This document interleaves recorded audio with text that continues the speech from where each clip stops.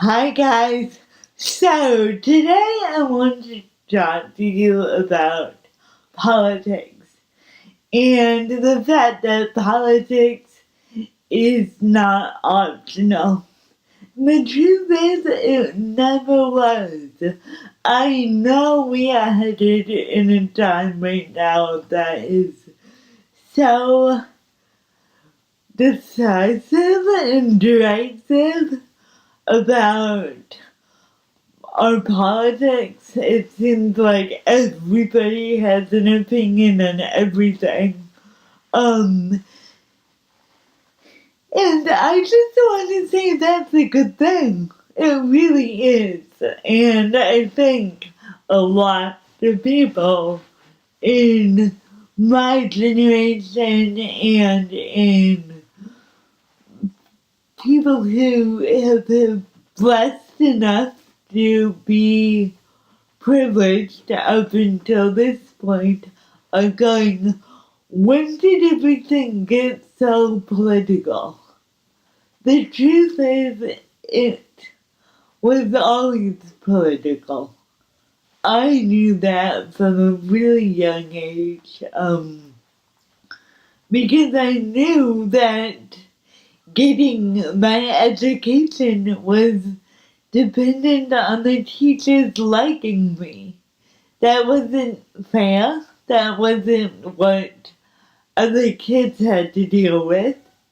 But that was my reality as a young girl with cerebral palsy. And so I always knew that my life depended on politics. But I remember a few years ago in Kiev, I was visiting a really good friend. This is way before Trump was elected. And she said she didn't want to deal with anything political ever again. She was dealing with something in her neighborhood and she was just like, no more politics, never again. I just want to deal as a person. Nobody gets that freedom. Not really. And I know it seems now that everything is tearing apart and people are on the opposite sides of everything. It was always like that. And it might be that way for a long time more. Politics is not optional. We are a mess of people as a human civilization that has disparate attitudes and beliefs and religions and not religions and wants and desires. We're always going to be in conflict. And that means we're going to have to speak up and have difficult conversations. And we're not doing it well right now. And we're probably never going to do it well. I look at Martin Luther King and I look at other civil rights activists and they were clearly on the side of right. And yet they weren't listened to. I have Abraham Lincoln up there on my mirror. I'll tell you why sometime. But he had great ideas and he wasn't listened to. Politics is a fact of being alive. It didn't start in the 2016 election. It didn't start in the 2000 election. We have to deal with each other.